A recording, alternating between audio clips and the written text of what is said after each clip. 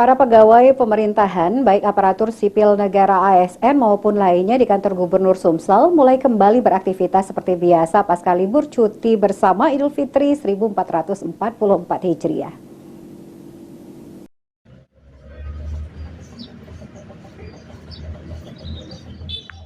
Dari pantauan tim liputan PAL TV pada Rabu 26 April 2023 di kantor Gubernur Sumsel, para pegawai pemerintahan baik aparatur sipil negara ASN maupun lainnya mulai kembali beraktivitas seperti biasa pasca libur cuti bersama Idul Fitri 1444 Hijriah.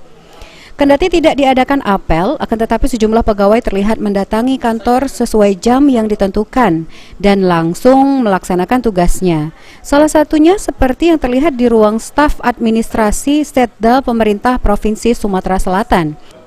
Salah satu staf administrasi, Oreza Galang, bersyukur dengan momen libur yang ada karena dapat bermanfaat karena bisa mudik ke daerah Belitang, Oku Timur.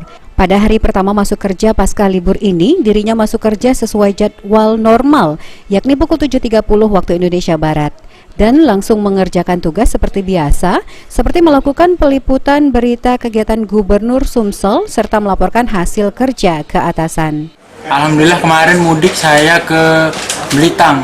Oh, ada kesini berarti ya. Nah, tadi pagi-pagi udah datang jam berapa nih? Oh, kalau seperti biasa saya tadi datang ngantor pukul 7.30 udah mulai kerja lagi.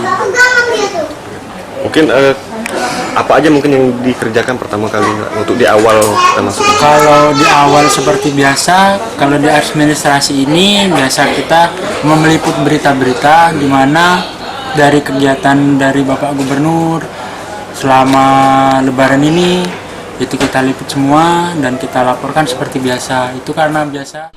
Sandi Pratama, PAL TV.